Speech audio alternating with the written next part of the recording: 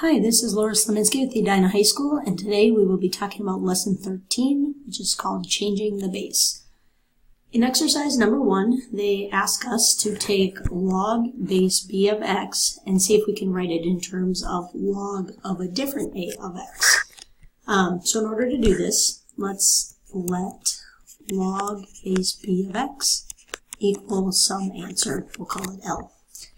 If that's the case, we can rewrite it in exponential form as, this would be, it looks like a 10, b to the L equals x.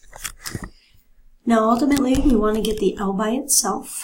So in order to do that, we can use what we learned last lesson, and we can take the log of both sides. Log base b to the L, or log of b to the L, sorry, equals x, equals log of x. And that allows me to pull that L to the front. So I can change it to L log b equals log of x. And last but not least, if I want to get the L by itself, I can divide both sides by log of b. Now, as I look at this, again, we want it to be base A. One thing I want to talk about is that when we learned how to log both sides, we were using the common log because we like that one because it's on our calculators. Having said that, in theory, since I'm doing the same thing to both equations, I could have taken log of any base of both sides.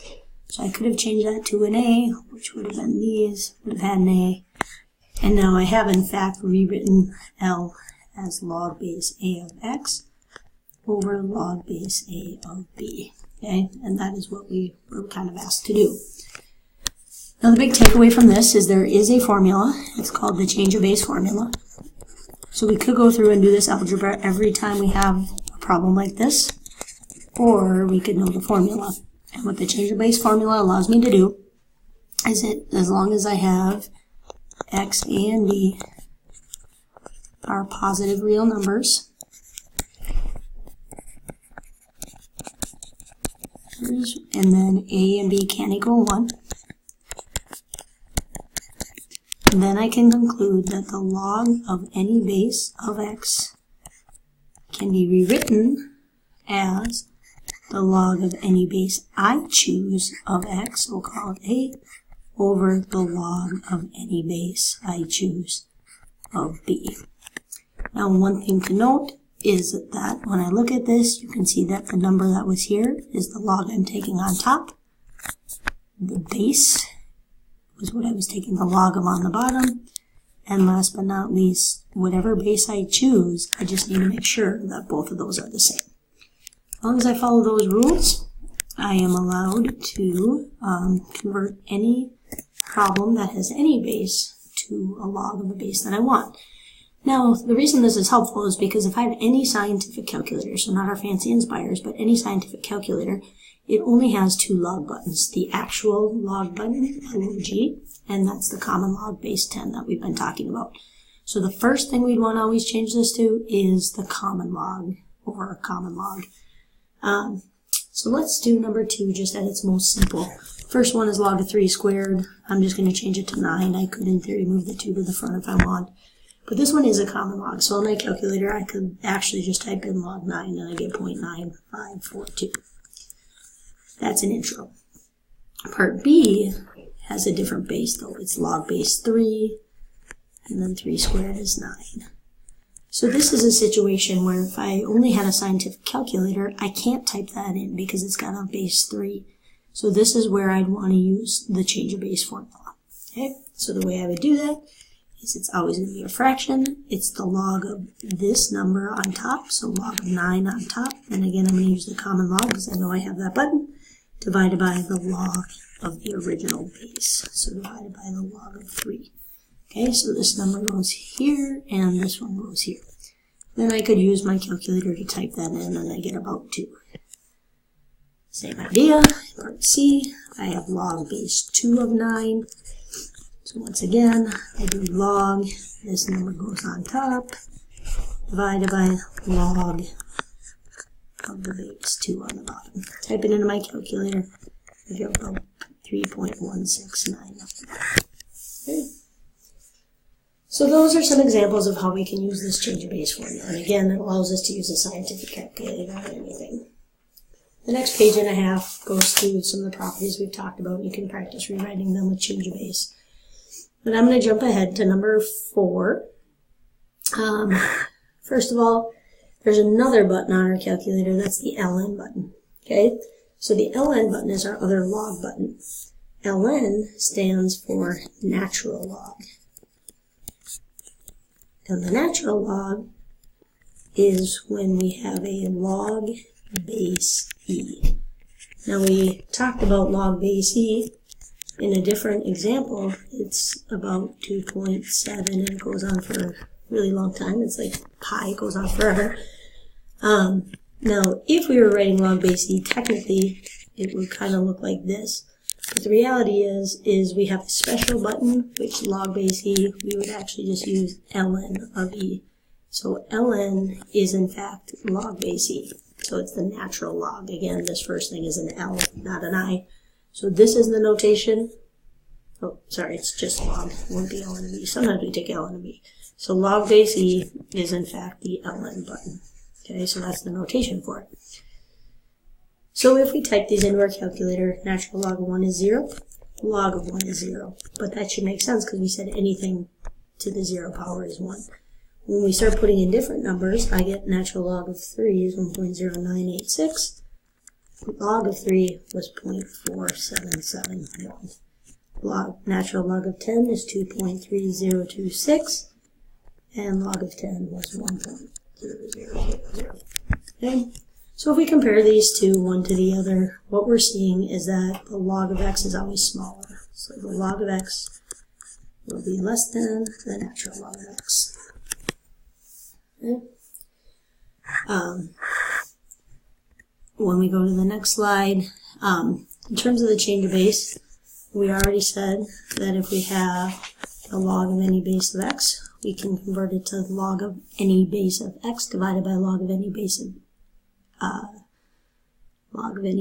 of b. Having said that, you could use natural logs in this case as well. Okay, so if I wanted to, I can use the ln of x over ln of b. So whether I use the common log and change of base or natural log, it gets me the same thing. Alright, last but not least, we have a few types of problems that we've done in previous lessons. The first, number 7, is write as a single log. Now you'll notice the only difference is that they have ln's instead of logs, but we get to use the same ideas. Okay, so if I want to rewrite as a single log, the first thing I need to do is move the coefficient to an exponent. Now because it's a -3, I'm going to change it to a plus natural log. I'm going to take 1/3 to the -3 power. That's ln of 2. So far all I've done is moved that coefficient to the exponent since I took out a negative. I put that there. Now since I have 1/3 to the -3, I'm going to do some side work. It's the same as 1 to the -3 over 3 to the -3. Our powers of exponents tell us if we have a negative exponent, that 1 to the -3 can go to the bottom as 1 to the +3. 3 to the -3 can come to the top as 3 cubed. And then I would just get 3 cubed over 1. So I show that work because it's important to be able to, plus ln of 3 cubed plus ln of 2. And last but not least, if I'm adding 3 logs together, I can condense them as a single log like it asks me to do by taking the natural log, in this case, of 4 times 3 cubed times 2. Multiply all that together, I get natural log of 216. Now I know that 216 is the same as 6 cubed, and then don't forget we want to move those exponents to the front. So I get 3 times the natural log of 6, if I simplify. Okay, part B here, same idea. I'm always going to move the coefficient to the exponent.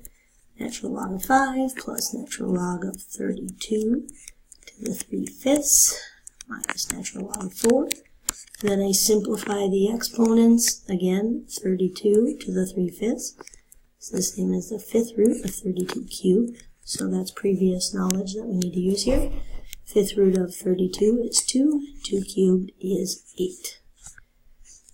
So I can rewrite this as natural log of 5 plus natural log of 8 minus the natural log of 4. And now, last but not least, I can rewrite these by, I have 5 times 8. I could do 5 times 8 minus ln of 4. And then finally, because of the subtraction, I would divide. So ln of 5 times 8 over 4, which gives me the natural log, oops, that's not a natural log, a natural log of 40 divided by 4, which is 10. So again, we've done problems like that before with logs, and now we just see that they hold true for natural logs. And finally, we also want to be able to go the different way. Given one log, we want to be able to break it apart. So when I look at problem number 1, first I see the division. So I'm going to rewrite it as the natural log of the fifth root of, or the square root of 5x cubed minus the natural log of e squared. If I want to look at ln of e squared, let's think about that. Again, it's the same as log base e of e squared. I wouldn't usually write it that way. But if I use my what power language, I'd say what power of e is e squared, and we can say that it's 2. So this is actually just going to be minus 2. Now, we can use that as a property, and that is ln of e to any exponent is going to be equal to that too, because the natural log of e is going to kind of offset itself. Going back to the problem, I'm going to now change that radical, because I can't have a radical in my answer. I know the square root is the same to the 1/2 power. You have a few different ways you can go from here, but I'm going to think about it as applying that 1/2 power to both things inside. So I'm going to take natural log of 5 to the 1/2 power, x to the 3/2, because if I have power parenthesis power, I multiply. It's 2. Now I have two things multiplied inside parentheses. I can break it apart with addition. Plus the natural log of x to the 3/2 minus 2. And last but not least, I'm going to move those exponents to the front. So I get 1/2 natural log of 5 plus 3/2 natural log of x minus 2. So again, these are skills we've been practicing for a few sections now. We're just carrying them over to natural logs. Last but not least, when I look at my last example, again I see the division first. Natural log of x plus y quantity squared minus natural log of x squared plus y squared. Now in this first one, I see that I can move that 2 out front.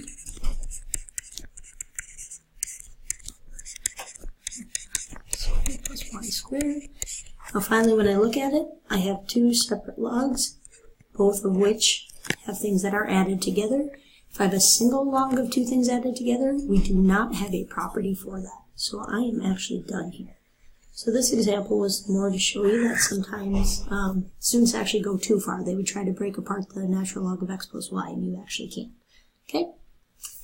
Alright, your last page here, it just summarizes kind of what we talked about today, that you can use the change of base, convert it as logs, or natural logs. Okay, so this is probably the most common one. This was saying it could be any base, but really we'd use log, the common log, natural log, because those are the buttons that any calculators have, any scientific calculators. This section also reviews all the properties that we've talked about so far. So your homework for tonight is numbers 1, 2, 8a and b, 9, and 10a. Thank you.